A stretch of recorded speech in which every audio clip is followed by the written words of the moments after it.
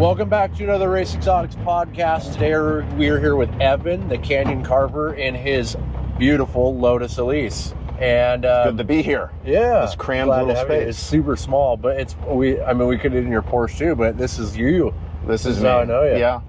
It's kind of like, for me, the Testarossa, I feel like, is me, even though I wish that it wasn't. Like, I wish the Testarossa didn't represent me, but I feel like every time I go to a show, people are like, you need to bring the Testarossa. So this is you, right? I guess so. You know, which, it's funny, I used to have a W204 C63, and people would say that was me. My channel name actually used to be 62 not 63, was a humorous license plate that I had for the car.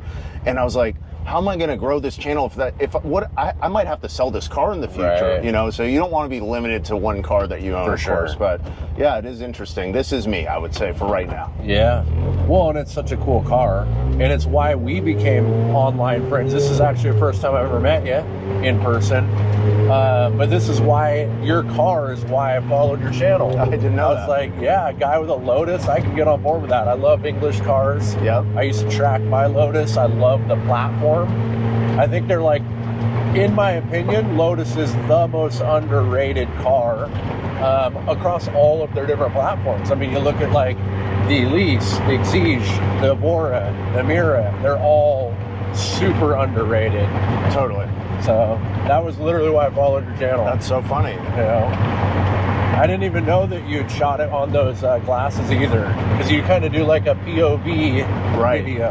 Yeah, that's primarily the content I do. I would say I bought the Meta Ray-Bans like the day or week they came out, because I thought it was amazing technology, and I figured that's a pretty decent way for me to film driving content. You know, I tried GoPros, I tried all these different things, and I just, you know, sometimes when you're driving, like, capture the moment, right, where someone almost crashes into you, or like a sketchy moment in the canyon, it's too much to fiddle with the cameras, and so it's so easy to just be able to push a button and you never know what you can capture. So with the Meta glasses, I've thought about those as well, because obviously we're in the same world, content creating. I was told there's like a time limit. We'll stop recording. Yeah. Do you run into issues with out of the box, it's 30 seconds, and then you can change a setting to up to 3 minutes. Oh, wow. But, you know, the biggest limitation I think I found is quality. At a certain point, quality just is like not incredible. They did just release a new like Meta Ray-Ban 2s. They might be a little bit better, but audio is a bit limiting. And, you know, in our space, how a car sounds when you're just doing raw driving footage is so important. For sure. And they're not compatible with external mics and stuff like that. But also, they only shoot vertically. Oh, interesting. Right. So it's really made for you know, the meta universe, the metaverse. Yeah. It's meant for Facebook, Reels, and Instagram. Right. I didn't know that. You learn something every day. I was considering buying the new ones. Because I heard that they did raise the resolution. Yeah, they did. And look, I think it's a great product. I recently bought Ultra Go Insta360 Go Ultra. It's a mouthful, and I love it so far. But what I was just telling you off camera is, like, you know, when there's that moment that you want to capture, it's just more fiddling. You know, you gotta, especially in a car like this where you need to be 100% on top of your game. Exactly. It's just, you know, you can't fiddle with other stuff. Exactly. Those glasses are like one press of a button, right? Yeah, it's really easy.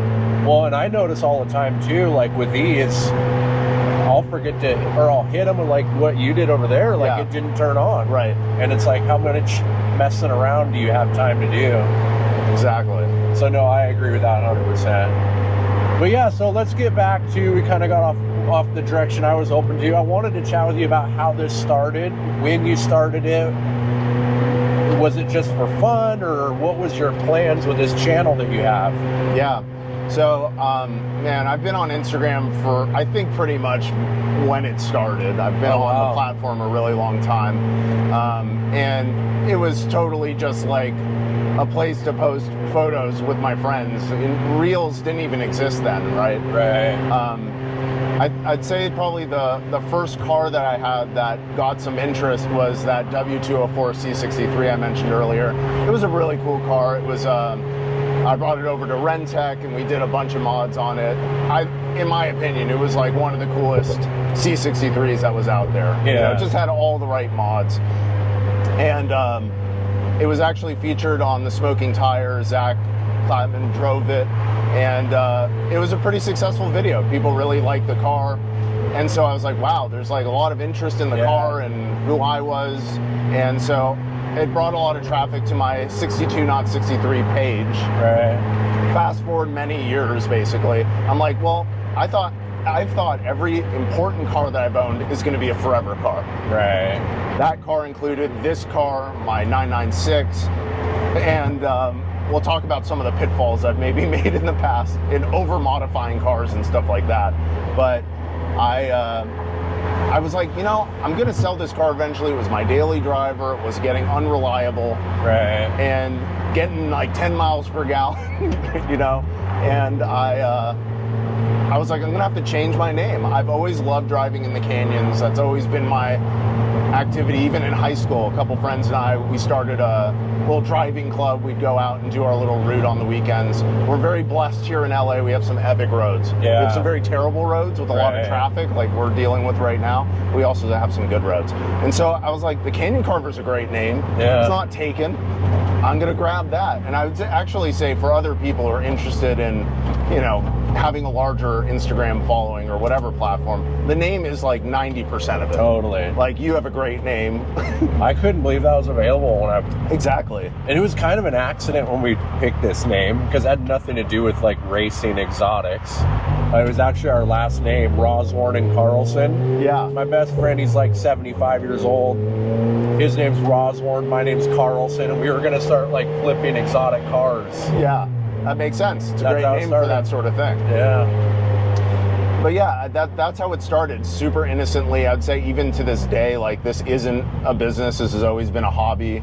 I'd say things have starting to get a little bit more serious. I'm getting some interesting opportunities coming my way. Yeah. Setting things up more as a legitimate business, not just personal income. Right. And we'll see where things go, you know. I think doing it for fun is the key, right? It's always got to be fun. Yeah. If it turns into a job, you're going to lose a love for it. And this brand, Racexotics, has kind of turned into a job for me. Yeah. And that's why, if you've watched our channel, we haven't been posting a lot lately because I'm in this like weird transition, I guess you could say, for the brand, where it has kind of turned into a job. And you run into some interesting obstacles when it turns into a job. And I'm kind of battling those right now. Yeah, for sure. Yeah, I mean, a job can be fun. For sure, I love it. I mean, this is awesome. I'm down here, flew down here last night. We're shooting a podcast in a Lotus. Like, I'm having a good time. Yeah, you get to write it off. complaining. That's a big part of it, you know? Exactly. I drive a Blackwing. Like, being able to write off gas once in a while, it wouldn't be so bad. Exactly. No, that's 100%. And like I was saying in the beginning, how it originally started was essentially that. We were buying and selling cars. He had just bought a new Ferrari, paid like 30 grand in taxes on it. And we're like, what if we just opened a dealership? Yeah, exactly. I had the real estate, I had a commercial property, the big shop on it. I'm like, we could just open a dealership. Even if we just overmark our cars and they don't sell, we're still writing stuff off and not paying the tax like dealer. Right. I mean, it's just, so that was kind of... I would love to do that at some point here. It's a little more challenging in California, that's my understanding, but it's doable. Yeah, I don't know if I'd like flip cars, but there are a lot of added benefits here in California. Our smog is pretty brutal. And so added benefits of being a business or a dealership? Well, obviously the business, but the dealership. Okay. There's a lot of people who own exotic cars that have no chance of passing smog. There are multiple ways of handling it here, and I don't want to get myself in any legal trouble. This is not legal advice. Yeah. But, you know, you see a lot of people here with the Montana plates, obviously. They're starting to crack down on that. A pretty foolproof way to protect yourself if you're driving crazy cars is to have a dealer plate. Interesting. Yes. So dealers don't have to comply by smog because they're selling maybe out of state? Correct. They don't end up actually ever registering the car because they're it's on lot or they're driving it to get a buyer. And I might be saying this all incorrectly. This is just makes sense though. Right. So I mean, I have a bunch of friends with dealer plates on their Aventadors and stuff, and it never clicked of why they're doing that. It might be one of the reasons they're doing it. It's not the only reason. Yeah. But yeah, I mean, driving fun cars here in California is tricky. This car included. This car has cams and a tune. It's actually, we're just chilling. I'm letting the car warm up, but this car is pretty modified, and technically might not. It does pass smog legitimately, but you know, it may not forever. Right. And so So there's no like grandfathered in type stuff on the smog testing. So there is. And that is for cars that are earlier than, I believe, 1976. Oh, wow. So my 911 has a motor from a late 80s 911. I mean, it's motor swap. And yeah, that car does not need to do any smog testing. And that's why, and it made the news fairly recently. There was this Leno's Law thing you probably saw. That's why we're really hoping for it, because there's this huge gap of cars between, you know, late 70s and, you know, to 90s, early 2000, to 90s that, you know, we'd like to keep on the road, but it's becoming difficult. Yeah. Like, I met someone at a car meet who had a late 80s 911, so they do have to smog test their car, and the car's stock. Completely stock, but just due to wear and tear in the motor and just breaking in, it no longer passes smog. Wow. And the car's completely stock. It's really a shame. And it's not right. I think it's not right. Our legislators just really haven't listened to the needs and wants of the enthusiasts, and, you know, they don't care. There should be some exemption for special cars. Yeah. I mean, look at, like, California is car central. I watched a deal, Jay Leno was talking about it. It was some interview when they were at the courthouse and they're having a parade in front of it or something. And he goes, California's always been the car place, right? We need to keep it that. 100%. Yeah. I mean, we have so many incredible cars here. I think, I've always thought it's kind of an interesting subject. Why are there so many cool cars in California? And I think a lot of it has to do with the roads. We have very good roads. I would say my guess would be 3 reasons. There's money here. Yes, so you can buy a nice probably car. number one. Yeah. So there's money, the weather is decent year-round, and then roads. Those would be my 3 I'd say there's one more thing, too, especially with classic cars, and that is cars don't really rust here. I mean, they do, but, you know, like my old 911, they're very susceptible to rust. Yeah. There aren't that many around. I mean, there are a lot, but there aren't as many as there used to be, that's for sure, because in a lot of climates they just fall apart. Right. I didn't even think about rust, but like I used to flip classic cars, and that was a selling point. It's a California car, right? Like and that was a selling point, because we're in Washington, everything rusts. Oh yeah. So it's like it's been a California car its whole life. Like we'd keep California plates on cars, just to show they were California cars. Yeah. I had a '67 like JFK Continental 4-door convertible. So cool. And it was a California car. I brought it up. I mean, it had been in California since new till like 2010 when I got it. Yeah. And it was 100% original, never restored, 0 rust anywhere. Yeah. So like that's a valid point. Yeah. The lack of rust. There's a lot of people are into the really old stuff. Like we're talking 30s cars. Right. Like they're looking for chassis, and they'll find these old chassis out in the Mojave Desert. You know, Jay Leno has a great story of him finding his Gullwing. Oh wow! And it was a real competition race car, Gullwing, hardtop, and it was sitting in like a container. Crazy. In the desert somewhere, and it's got all of the patina on it. He hasn't restored it, and it's so rad. Like I've recently really kind of fallen in love with patina. Like I think it's so cool. Yeah. And there's a difference between patina and like ratty and broken. Right. I've got a Patina 1948 Ford truck that I hand painted our logo on the door. That's so sick. It looks old. Like I use like distressed. There's special paint you can do for patina. So I hand painted the logo on the door in a patina look to where people all the time assume that it's the original painting on a door. Sick. I was actually thinking about at some point in my 911 there's so many super talented folks out, not a ton, but there are a couple who are really good. They call them like sign painters, basically. Yeah. And I would love to get maybe a racing number on the 911 or a Pegasus or something. I just think it's such a lost art. It is. It takes so much skill. And all these pinstripe guys. Oh yeah, man. It's crazy. just, it's beautiful. It's beautiful stuff. I used to really be against a lot of different cars, like classic muscle cars and, you know, low ride air culture, which may have even started here. I'm not really sure, but like, I now pretty much appreciate all that, you know, the car community has to offer. There's something cool about all of it, right? Totally. At the Peterson, there was a lowrider exhibit, and the paintwork on these cars was like unbelievable. You know, hundreds of hours spent on these cars, and it's just, there's something to appreciate with all genres of cars. I totally agree. And I was like that. So my first car was a 64 Impala. Awesome. And I think that was like my dad's first car. Was it? Yeah. And I paid like $600 for it. It was just lawnmower money I'd saved up. And then I got a 67 Chevelle. I grew up in a Chevy family. And then I went really hard into Ford and nothing else mattered. And so I've kind of opened up to appreciate, A, all different types of cars, but B, cars that aren't Ford. Yeah, there's other stuff out there. There's other stuff out there. I mean, look at what we're in right here. I mean, I would argue this is one of the funnest, most entertaining cars you can purchase. 100%. Like, now we had a really pretty hot late summer, and I was really second guessing why I owned this car because I just couldn't drive it. But like right now, we're on Mulholland right now. I mean, the iconic road. So many people used to race here in the 80s and stuff, and it's like, this is, you know, not far from my house, and it's like, this car is built for this. Right. The Elise is interesting. You know, if you look at most Elises, they have a million different owners, and that's because people like want one for so long, they get it, and then it just doesn't quite meet their expectations somewhere. Because it's a brutal car. It is.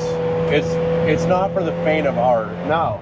But, you know, you owned one. I don't know how it was modified, but like this car is on nitrons and on full monoball suspension, super aggressive alignment. It's pretty racy, but like it's so supple. I haven't really set up for canyons. You know, it's just, it's dialed. There's a huge bump here. I'm doing a bad thing. I did a bad thing. I'm always against crossing the mustard, except for obstacles. Yeah. That includes bicyclists, that looks like it would rip your oil that would have ruined the car, yes. So like I used to ride this road when I was younger. We'd come down here and motorcycle riding it. Yeah. And I couldn't believe, like I track rode, I was a decent rider. I'd come down here and these guys down here would be dragging their knees around potholes. And I'm like, these guys are nuts. Like, they know the roads so well. Yeah. I mean, you know, I don't know. There's some roads in Malibu that have gotten really bad. Yeah. Like my favorite road, I told you, like when I first got my license, my friends and I in high school, we'd go hit up these roads. They haven't been repaved since high school. Right. And I'm 35 now, so it gives you an idea how long we're talking. And now we just learn every single pothole, and we're just driving around them and stuff. Yeah, no, it's crazy. I didn't remember it being that bad back there either. Yeah, that one's really bad. I almost forgot about it, actually. I'm a little distracted right now, I guess. Right. Yeah, that's like a jump on a motorcycle. Oh my God. You're catching air on that. You know, in the Cadillac, I might be all right, but in this thing, no. I mean, we're ripping off the clamshell. For sure. Yeah, and this is kind of like the most famous of these like canyon-y type roads, isn't it? I mean, there's like Laurel Canyon and stuff, but I feel like Mulholland's the road. Yeah, so there's Mulholland Drive and Mulholland Highway. This is Mulholland Drive. I think, don't quote me on this, but back in the day, the roads used to connect. You know, there's Mulholland Highway in, you know, the Santa Monica Mountains, Malibu area. That's primarily where I drive, is off of Mulholland Highway. But yes, this is a super famous road. There was a really famous movie. I think it was called like King of the Mountains, something like that. It was a guy who would race his highly modified 911 up here. Super corny movie, but it was based off a true story. And the real car was actually at the Peterson recently, and it was just a cool bit of LA history. Right. Can't you picture this road in the 80s? you know, up here you're going to see there's some speed bumps now. You know, it's not the same road. Right.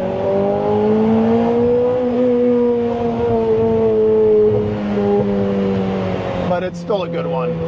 It's my favorite bit of corners on the whole road.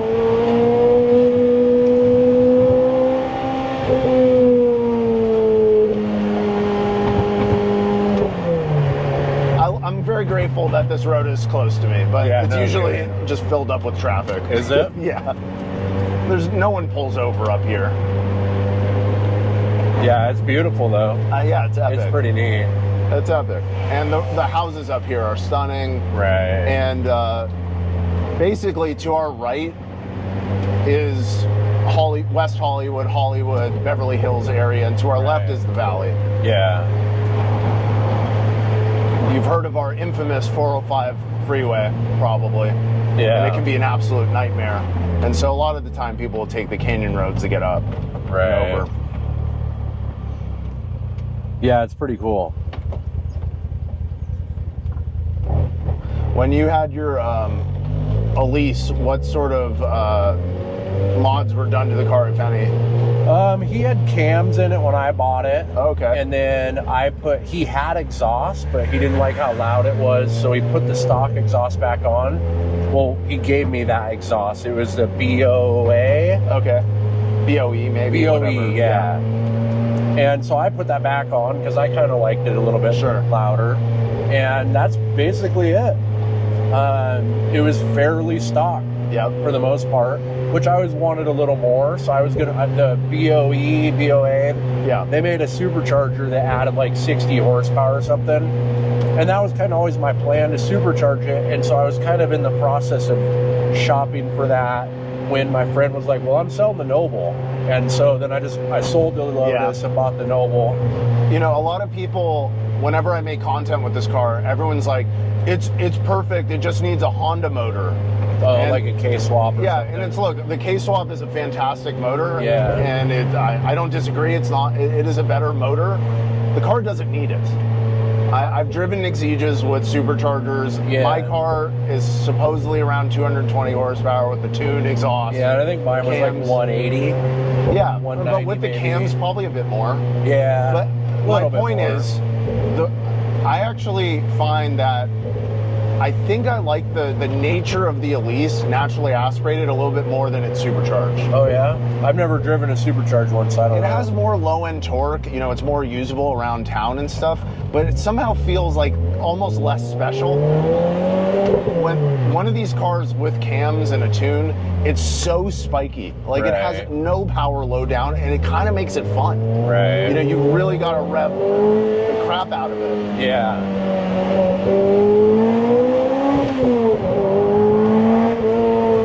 And it's quick enough for any of the tight roads this car is designed for. I don't know. I just, the Exige that I drove was a pretty modified Exige, and it was kind of terrifying. You know, I was getting a little bit of that like lift off oversteer, and a lot of this is the suspension setup. Totally. But it just was scary. This car is like not scary. It really, I mean, it will scare you in terms of how much grip it's able to deliver. But I don't want a car that's going to snap oversteer on me and kill me in the canyons. I just don't need that in my life. Right. Well, and I will say, like, the Noble is... It's that. It's that, and then it's got a built motor in it, so it does, like, you have to respect it a little bit more, whereas I had way more fun in the Lotus. It was one of the worst mistakes I ever made, selling the Lotus and getting the Noble. Like, I miss the Lotus so much. Like, the Noble has been headache, problem, engine replacement, engine out again, transmission issue, like, one issue after another, after another, after another. It's been a nightmare. Well, what's nice about one of these is, like, you know, you can sell one, get one, sell one again, get another, and you're, you know, they're not increasing in value like crazy. You know, I actually just checked prices on these recently, and I was a little surprised to see. I thought this was going to increase in value a lot more than I bought it for, and it really hasn't. No. You know, you're not going to... I think the problem is so many people are they want all the Bluetooth and they want all the... Yeah. But I mean, like, so my buddy, he goes and buys a brand new car. I'm like, dude, he's a younger guy, kind of just coming into the exotic car world. Right. I'm like, look, man, go buy a Lotus Elise. You'll love it.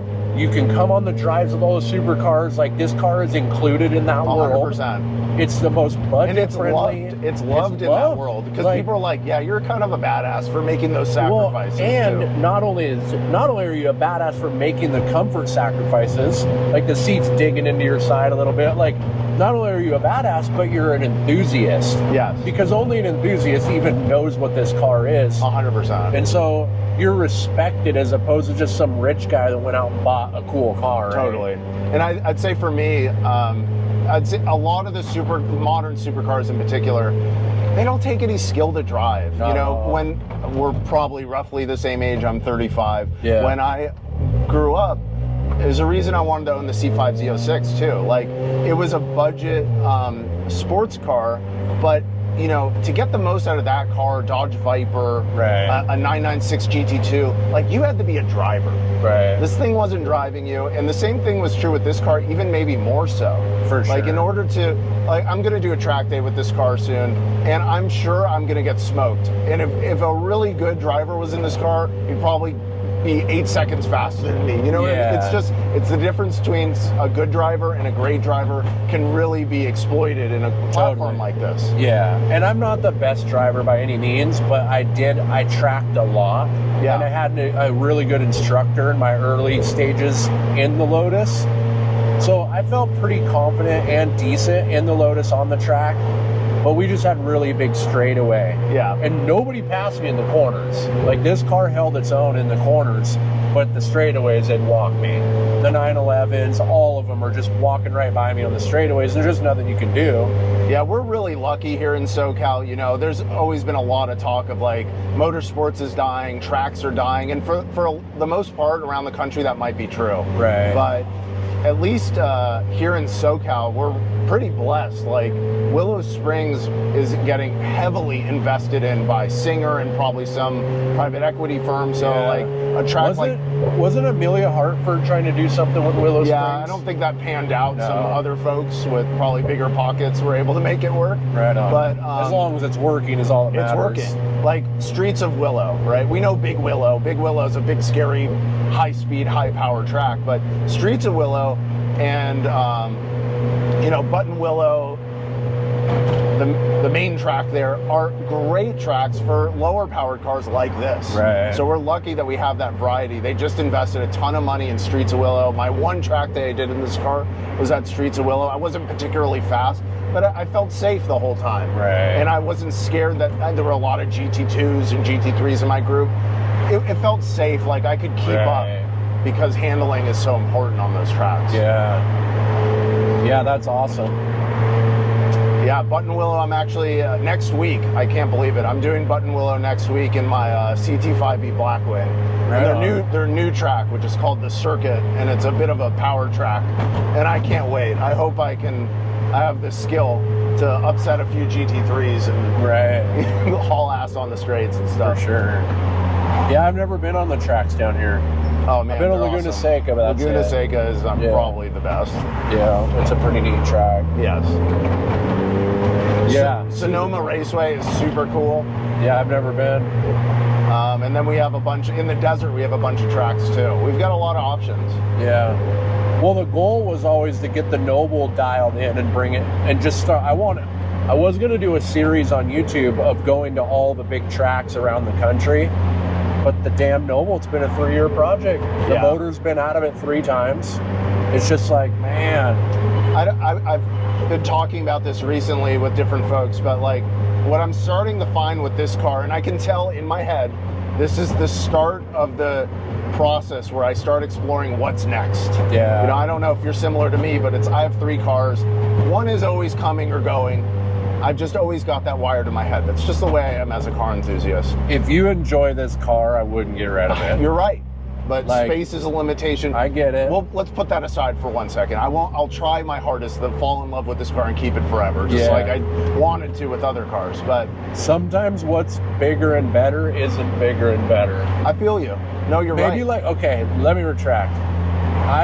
My bigger and better that you say we're always thinking about, because I am that way, I really, really want an Ultima GTR. That would be right. Or an Ultima RS. Preferably an RS, I just can't find them.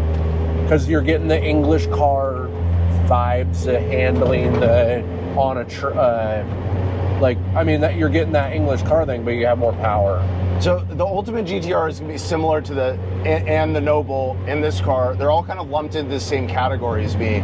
And what I have found just personally is that in my head growing up, it's like this car, Ultimate GTR, Noble, these are the cars that we wanted to track when we were kids. Yeah. We're like, one day we're going to do it. What I've found as I've gotten older, is that these cars are difficult to go drive an hour and a half to a track, do the track day, and drive home. For sure. Whereas there's a reason so many people are at the track in their GT3s. Yep. And it's cliche. I'm not obsessed with them or anything, but I did the one track day in this car, Willow Springs, there and back in one day, and I was a broken man for like 2 days after. Yeah. You can't really see the seat I'm sitting on, but it's just a carbon fiber bucket. It's the only way I really fit in this car. Yeah. And the AC basically never works. It's a compromised experience. For sure.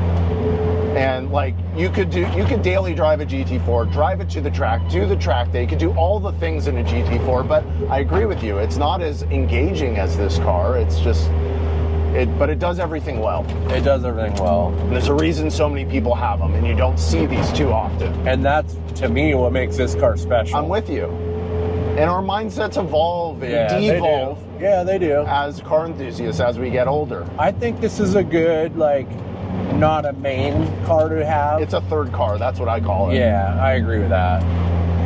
I don't drive my Noble every day either. I put the Noble, like you were saying, in the same category. That couldn't be my only car. Yeah. But I don't know that I'll ever sell it either. Yeah. There's things another about one. it. When it runs, man, is it just amazing when it's running. Yeah, totally. So this is amazing. It just runs more often.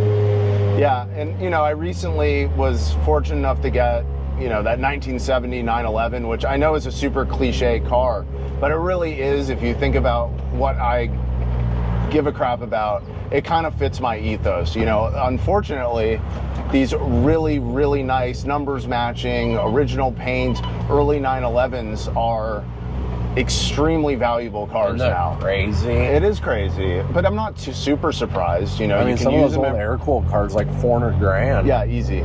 It's crazy. I never wanted a car like that because number one, I couldn't afford it, but number two, I couldn't afford to drive it. Yeah. And luckily, this one fell in my lap that, it's not original paint. It was stolen in the 80s. It's got a hot rod motor. It's not the one the collectors want. Right. And so it's perfect for me. Yeah. I'm able to just rip it in the canyons and not feel bad that I get a paint chip or something. Right. I don't love it, but I feel like even those cars, though, it was probably, I guess it's almost been 20 years ago now. We were in high school.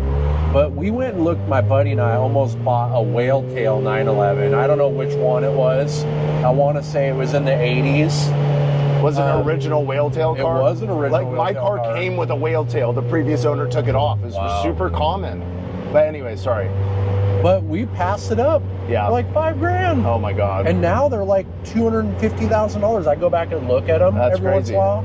And I'm like, who would have thought that car? And it was like, I remember we went and we were actually looking at what is the one front engine? 944? Yeah. So we were looking at a 944, and the guy's like, well, I'm also selling my 911, and it was under a tarp in his driveway. And he pulled the tarp back, and the tarp had been on it for so long, it like blistered the paint. It had and that was why we didn't buy it. Yeah, it was because it had the blistered paint. Rusty. But, other than that, it looked, it was, what a regret not buying that. Yeah, Crazy. That's never a fun game to go down, is like the regret game. Like, I remember there was a 996 GT. I was obsessed with 996s. That was the 911 of my youth. And I owned a early 996, .1 Carrera early on in or not that long ago, actually. I don't know why I said that. But a 996 GT2 popped up for sale during the pandemic, and it was very reasonable. Right. We all have regrets. Yeah. But, it's all meant to be. Right. If I'd bought that car, I wouldn't have had my real dream car, which was this thing. Yeah. This really was the ultimate dream car as a kid. Yeah. Yeah, I remember one of my first jobs was we'd go out and set tents up at tracks, and our track up there had a deal with Lotus. Their school, they use these cars. Oh, that's so awesome. So they had like 10 of these that all the students would drive. And I remember setting tents up for the events and watching the school out there racing these around the track. I'm like, I'm going to have a Lotus. Like what you said, this was my dream car. Yeah. And I don't think they're beautiful still. I think they're beautiful too. Like, and they're such a timeless look. I don't think that they're dated. Like the Noble is dated. Yeah. The headlights are dated. The taillights are dated.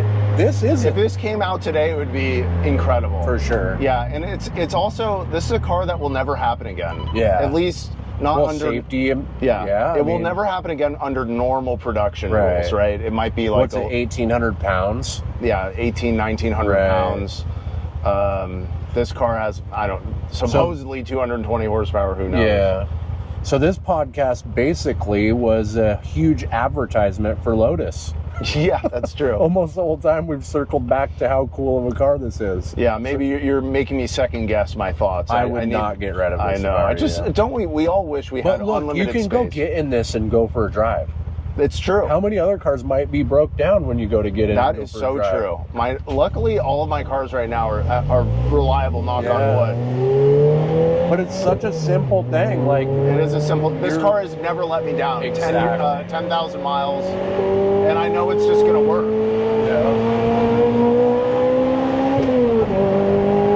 It's just so simple. And I mean, there are faster cars in the world, but because it doesn't weigh anything, because there's no power steering, it feels like you're going 1,000,000 miles per hour. For sure. And it's actually, you see that pothole? Yeah, that was crazy. You know, like I just got the CT5E Blackwing. I got the manual, you know, the one all the reviewers love. Yeah. And the car is like too fast. Right. There is such thing as too fast. There is. And I can't even imagine what these like 1,000 horsepower supercars are like now. It's like, where can you use these things? You can't. They always say it's funner to drive a slow car fast than a fast car slow. I'm 100% sold on that. Like, I was just pedal to the metal for like 5 seconds. Right. You know, you can't do that in that SF90. No You're way. going to jail. Yeah. Or you're wrecking and dying. Yes, yeah, either one. No, these cars, I would not sell this if I were you. What's interesting about that old 911 is it's kind of similar. Like, they weigh like, that car weighs 2,100 pounds and has 220 to the wheels. Right. So it's like the way it makes power is very different. Like, that's a lot more torque. Yeah. But you know, it feels like this. It's the same sort of engagement level, except you know, it's got very traditional suspension, just updated slightly. Yeah, these are great cars. I mean, I would go get one. Especially, I think it would be hard for me to justify spending, let's say, over 45, 50 grand for one of these. But the value proposition, like, what else are you buying for that? I think that their true value should be like 75 grand is what I value this car at. I understand there's like, okay, what I mean by that is if all the cars were 75 grand, would you sell this for 40? I mean, okay, that sounds weird the way I worded it, but I'm saying like for replacement, what else could you replace for the enjoyment you get of this for 75 grand? I don't know. And so I think their value should be closer to that number. I understand you wouldn't pay more than 45, but that's because you're looking at the market, and that's what they're going for. So this was a replacement for my 996. My 996 was pretty sweet. Yeah. But the thing that scared me away from longer-term ownership of that car, and I had like, was the fact that the motor rebuilds on those cars cost what the value of the car is, and my buddy just they will blow up. Yeah, my buddy just rebuilt his 911, and it was like $46,000. I know. And I'm like, nope. It's not worth it for a car that's worth 35 grand. Right. So I did cross shop, you know, an early Cayman with this car, a car that was similar, had a bunch of mods and stuff, and I was like, what am I doing trading one M96 motor for another M96 or not M97 motor? Like, I have a friend he's not on social media, so I don't mind talking about it, but he just had I think he just blew up his motor on his 996. Right. You know, it's a $35,000 car, and he's getting quotes for $40,000 to rebuild the motor. I mean, luckily he's in love with the car. He wants to save it. Right. But that just the math isn't mathing. No, not at all. And it won't happen, but if this motor did blow up, Yeah. you'd go to Mountoon, the ex-Cosworth guys, and they'll rebuild this motor for $10,000. Right. That's it. It really is a car you can keep forever. Yeah. And what's really interesting is, I don't know if you've looked, but you know, what used to total these cars were accidents. Yeah, the clamshells are expensive. Today, you can buy carbon fiber 3D printed clamshells for every part of this car. Right. And theoretically, these cars could stay on the road forever as long as you don't crack it up that bad. Yeah. Yep. No, this is a car, and I think it'll be my next purchase too. You should absolutely get another one. And you know, the Lotus community is amazing. Yeah. I know. This thing like comes I can't, off. like the Noble top don't come off. Yeah. I don't think I ever had the top on my car. I had a hard top for it. It was never on the car, not one time. I had the like roll up temp one. If it was raining or something, I'd throw it on, but I never had the top on. Well, I think what I've learned during this conversation is that, you know, it's as I'm lucky enough to, I feel like I own a lot of my dream cars right now. And what's important is that you don't, you know, be grateful for what you have. You don't always have to be looking towards the next thing. Like, you own a Testarossa. I'm sure that was like your dream car. I got to drive one for the first time recently. Yeah. And, you know, it was amazing. And it's like, you got to just pinch yourself and appreciate what you've got going on. Because I take it for granted because it actually, like, it was a dream car when I was younger. Yeah. And then when I got older, I kind of like didn't appreciate the brand of Ferrari. And so when I got it, I actually wasn't in love with it, but I've fallen in love with it since having it. It's a quirky, weird car, It's man. super quirky. And the one I drove, you know, you look at a picture of it and you're like, wow, that thing is going to be a certain way. And then I got in it, and it like had a lot of quirks, a lot of things wrong with it. A lot it of wasn't things wrong with perfect, it. Yeah. by any stretch of the imagination. And you know, it just it was a weird car to drive, It's man. very weird. It was a really weird car to drive. Yeah. Well, I appreciate you coming on. Yeah, man, and, this was really it was fun. Nice getting to know you a little more, and thanks for taking me in your car. It Of brought course. back memories, and it's I think you're going to get another one. reigniting that ambition to have another one. Yeah, and parts are so cheap for these cars. Like, sure. they're just a blast. Yeah. Hope you get another one. Yeah, definitely. Alrighty. Well, thanks a lot. Cheers.